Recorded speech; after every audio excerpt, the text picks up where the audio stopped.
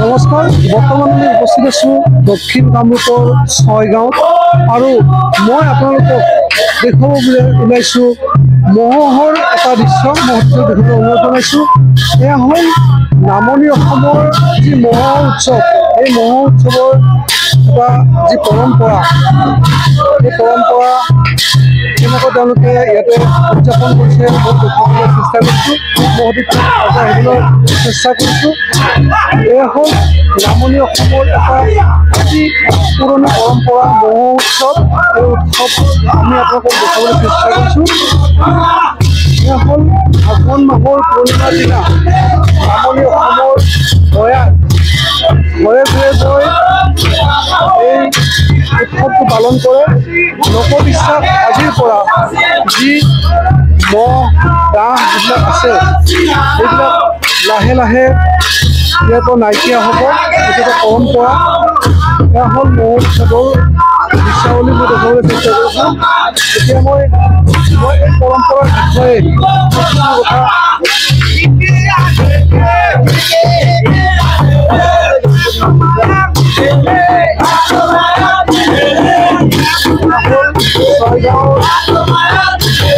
দৃশ্যাৱলী ইয়াতে গয়াই আয়োজন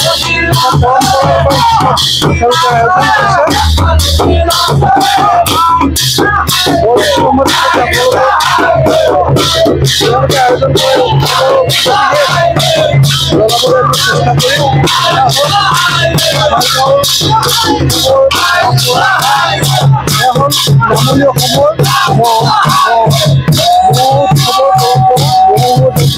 হয়। ইয়াৰ গয়াই আহি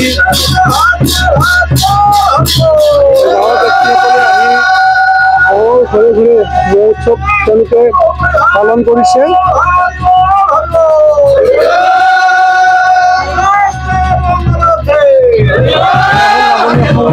লোকোৎসৱ মহোহ মই ইয়াতে সবিশেষ কিছু কথা জনাব বিচাৰিছোঁ। এই যিটো উৎসৱ মহোহ উৎসৱ এইটো কিমান বছৰ পুৰণি? আমি জানা হোৱাৰ পৰা দেখিছোঁ, অৰ্থাৎ আমাৰ ককাহঁতৰ পৰা মতে তেওঁলোকেও ঠিক তেতিয়াৰ দেখিছে। বহুত পুৰণি উৎসৱ, কাৰণ যিহেতু এইটো পৰম্পৰাগত উৎসৱ আৰু কৃষিভিত্তিক উৎসৱ। এনে আমাৰ প্ৰায়খিনি উৎসৱ যিখিনি আমাৰ লোক উৎসৱবিলাক কৃষিৰ লগত জড়িত, প্ৰকৃতিৰ লগত জড়িত উৎসৱ। এতিয়া যিটো পৰিৱেশ আঘোণৰ পূৰ্ণিমাই বহু কথাই কয় আমাক, সেই কৃষিৰ যিটো পৰিৱেশ হয় সেই উৎসৱে এই পৰিৱেশে আমাক দিয়ে এইখিনি। সেইকাৰণে আঘোণৰ এই পূৰ্ণিমা তিথিত সেই কাতি বিহুৰ সেই আৰম্ভণিৰ পাছত আমাৰ যিবিলাক আশাবিলাক ৰৈ থাকে মনত, এতিয়া আমি সেই লখিমীক আমাৰ মাজলৈ আদৰি আনিম, শৰাৰলৈ যি আনিম, তাৰ আৰু আঘোণৰ এই পূৰ্ণিমাৰ এই পৰিৱেশত যিটো হয়। আৰু আন এটি গুৰুত্বপূৰ্ণ কথা, আমাৰ প্ৰায়খিনি কৃষ্টিয়ে হ'ল কৃষ্ণ সংস্কৃতি প্ৰধান। ভগৱান শ্ৰীকৃষ্ণই অৰ্জুনক কৈছিল, কৃষ্ণগীতাত উল্লেখ আছে যে বসন্ত ঋতু হ'ল তেওঁৰ ঋতু আৰু এই আঘোণ মাহটো তেওঁৰ মাহ। তাৰমানে আঘোণ মাহ হ'ল ভৰা মাহ, তাৰমানে কৃষ্ণ মাহ। সেইটো এটা সম্পৰ্ক আছে।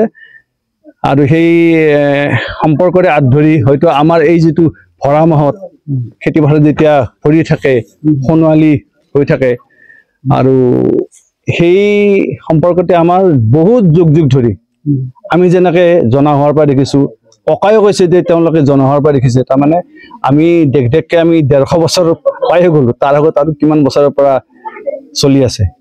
এইখিনিতে মই আপোনাৰ পৰা জানিব বিচাৰিছোঁ, আমি এটা বেলেগ এটা ইয়াতে আমি এটা কেৰেক্টাৰ দেখিবলৈ পাইছোঁ। এই যিটো এটা আমি কেৰেক্টাৰ দেখিছোঁ, এইটো বিষয়ে অকণমান ৰাইজক। এইটো আমি ভালুক, লাষ্টত আমি গোৱা দেখিছে, নাচ ভালুকি নাচৰে হাই লুকা হাইৰে। আচলতে এইটো মহ খেদা উৎসৱ। মহ মানে মহটোক, এই যিটো আমাৰ কামোৰা মহ, তাক এই আমাৰ এটা অপসংস্কৃতিৰ প্ৰতীক বুলি ধৰা হৈছে। কাৰণ মহে আমাক কামোৰে, আমাৰ কাৰণে যিটো এটা অপকাৰী জীৱ, ঠিক তেনেকুৱা মহটোকো আমাৰ সেই কামোৰা মহটোকে এটা অপসংস্কৃতিৰ, যেহেতু আমি কৃষ্টিৰ উৎসৱ কৰিছোঁ, অপসংস্কৃতি বুলি ভাবোঁ। আৰু এই ভালুকটো হ'ল, ভালুকে মহ খাই ভাল পায়। আচৰিত কথা।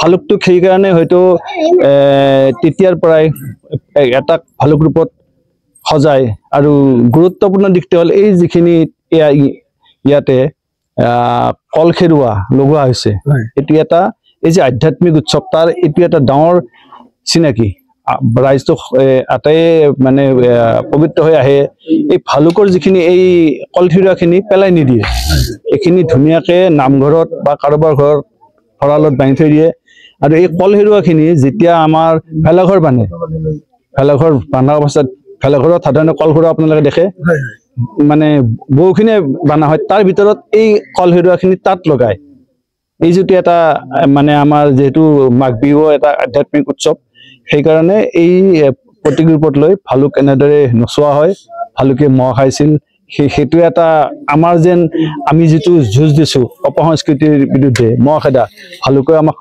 সহায় কৰিছে আৰু ভালুকৰ এই ৰূপটো লৈ তেনেকৈ নচোৱা এটা পৰম্পৰা চলি আছে আৰু বিশেষকৈ আমি জানিব বিচাৰিছো আমি বহুত কেইজনক দেখিছো এডাল টকন লৈছে বাঁহৰ টকন লৈছে এইটো লোৱাৰ অৰ্থটো কি বাঁহৰ টকন সেই মহখিনি খেদাৰ কাৰণে তাৰমানে আচলতে এইখিনি সময়ত ঠাণ্ডা পৰি যায় মহখিনি নোহোৱা হয় যে এই অপসংস্কৃতি সম্পূৰ্ণৰূপে যাওক আমি যেটো আমি কৃষ্টিৰ কাৰণে যুঁজো তাৰমানে কৃষিটোৱে যেটো এটা কৃষ্টি এই মানে এই দাণ্ডাডালো তাৰমানে এই যে মহামাৰী বা টকান লো কৈছে এই টকানডালেৰে মহখিনি আচলতে খেদা এনেকৈ আহোঁতে ঘৰত সোমাওঁতে ঘৰৰ চৌহদতো আচলতে কোবাই দিয়ে অলপ অলপ যিখিনি আছে সেইখিনিও যাওঁ মহ ৰাস্তাত যিমান আছে গাঁওখনৰ পৰা মহখিনি খেদি দিয়ে সেইকাৰণে লোৱা হয় বিশেষকৈ আমি জনাত আপুনি যিহেতুকে লোক সংস্কৃতিৰ পৰা আপুনি বহুতখিনি গৱেষণা কৰিছে আমাৰ এই মহোহো উৎসৱটো নামনি অসম বুলি ক'লে দৰাচলতে কোন কোন অঞ্চলত এই উৎসৱবোৰ বিয়পি আছে আমি জনাত আমাৰ পুৰণি কামৰূপ জিলা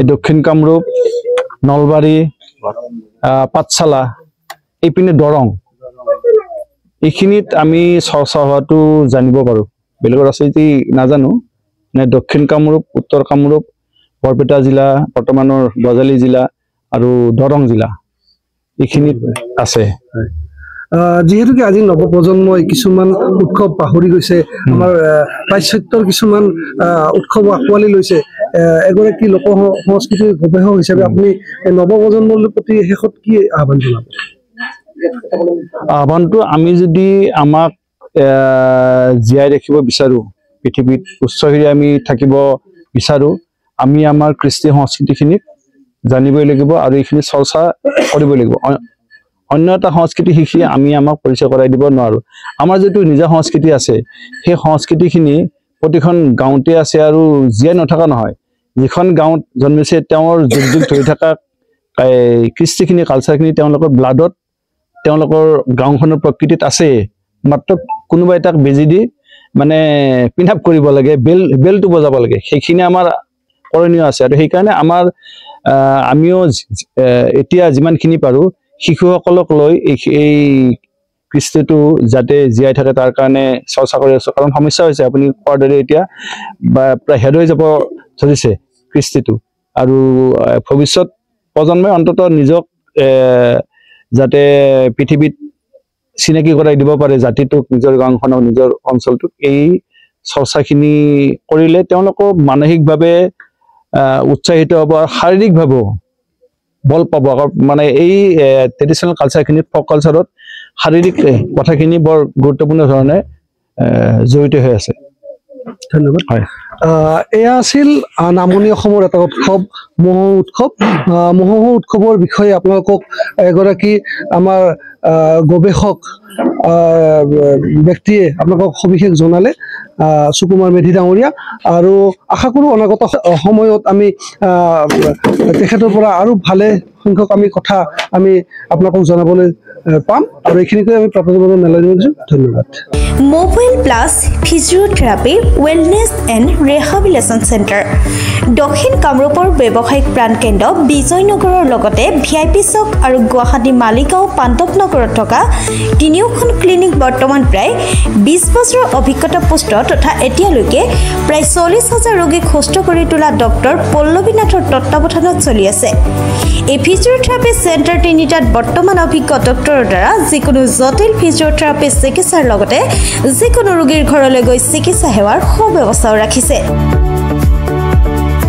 আমাৰ ঠিকনা Movewell plus physiotherapy wellness and rehabilitation centre opposite Uparhali Bijoynagar SBI branch আমাৰ VIP চকৰ ঠিকনাটো হ'ল VIP চক near VIP bus stop Borjhar Guwahati আমাৰ মালিগাঁও ঠিকনাটো হ'ল চেলাছ 360 physiotherapy and rehabilitation centre Maligaon Pandavnagar Guwahati 12 আমাৰ যোগাযোগ নম্বৰ হৈছে 8011744696